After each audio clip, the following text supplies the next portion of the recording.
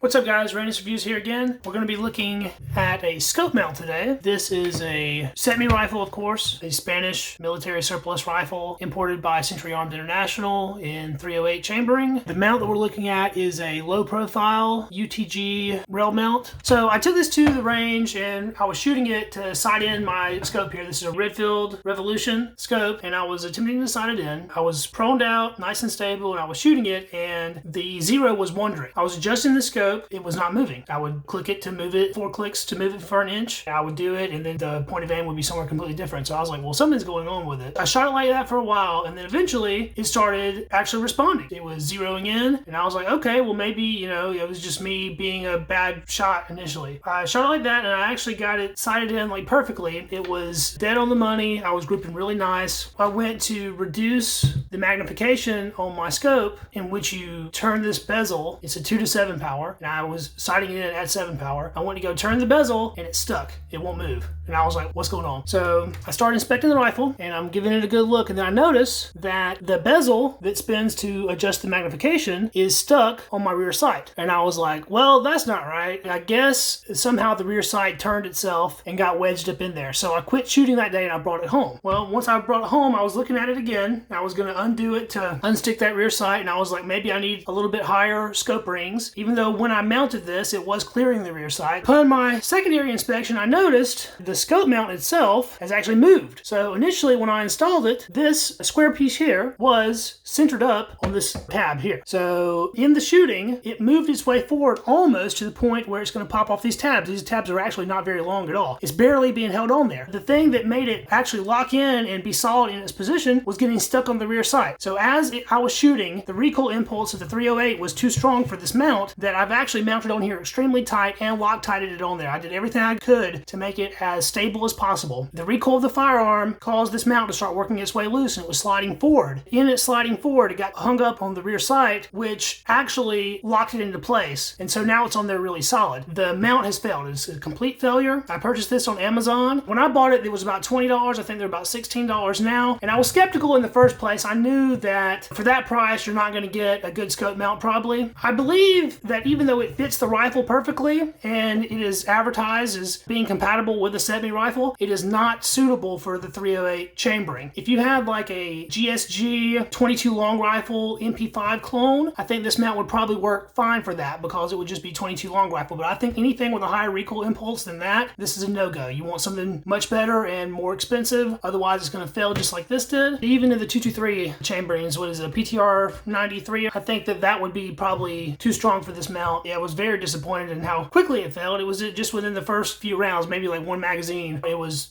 all over the place. But basically what I'm going to do is I'm going to uninstall this. We will see exactly how close it was to just falling off the rail anyway, before the rear sight there stopped it. This Redfield Revolution is mounted with, I think these are high profile Leopold rifleman rings, which should be fine rings. They are inexpensive rings. From my experience in the past using them, they are of pretty high quality and hold up well. In order to get the rail off, I'm going to have to take the scope rings off first. So the scope is mounted with Allen keys. So we're going to loosen this up right quick. Alright, so our scope is loose. We're going to try to get it off, and the scope is removed. We can see the rail here. Now the rail was also held on by hex screws. They screw in from the top, giving downward pressure on these tabs here. So now the rear sight moves like it's supposed to. And you see this little line here? That's where the actual rail has drifted forward. So I can't pull it off with my hand, so we will have to bring the Allen key to it as well. As I stated earlier, I Loctited this, so these screws are probably on there really tight. Alright, I loosened those just a little bit, a couple rotations on both. And what we're going to be looking at here is how much of the little receiver notch this clip is actually holding on to. We'll see if we can slide it off.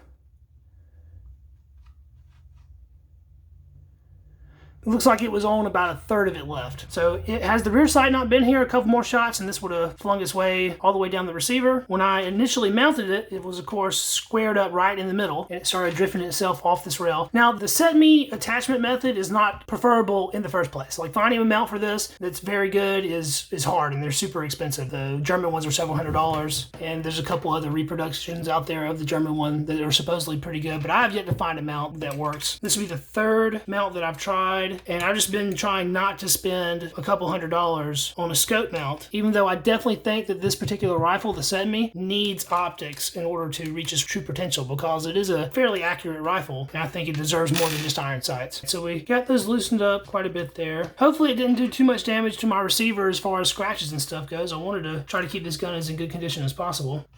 Alright, so we got the rail off. Look at the receiver here, and it did get scratched up pretty good on the top. There's a scratch there, and then there's a scratch here. There's the bottom portion of our rail, and you can see where it's been scraping across the receiver. This mount is designed in a way where these screws are locked in by springs. All of this did absolutely nothing. It was a complete fail for the 308 chambering. So if you have a CETME rifle or a PTR 91 or any other G3 clone, stay away from this mount. They are extremely cheap anyway, so most people wouldn't even try to use this. And the actual construction of the rail and stuff all feels really good. It seems like it was well machined. However, the attachment method does not hold up to a high recoil impulse caliber. So these are good for probably 22s only, maybe even airsoft guns is probably what I would recommend this for. Pretty much just a piece of junk. So I'm back on the hunt for another scope rail. I do want to put optics on my CETME. Shooting only iron sights is really disappointing when I know the actual potential that you can get out of a 308 at distance. We'll take a look here at what it did to our scope, because I believe, yeah, there is a chip out on the bottom. You can see where that was riding up against the iron sight. It's rubbed that aluminum down. My magnification adjustment does work now. The scope should still be fine. We'll put it on another rifle, or if I find me another mount, we will try to mount it on this rifle. Alright guys, well, thanks for watching the video. I appreciate each and every one of my viewers. If you liked the video or found it helpful in any way, please throw me a sub. We'll be looking at more gun content in the future, as well as other things. And we'll catch you in the next video, guys.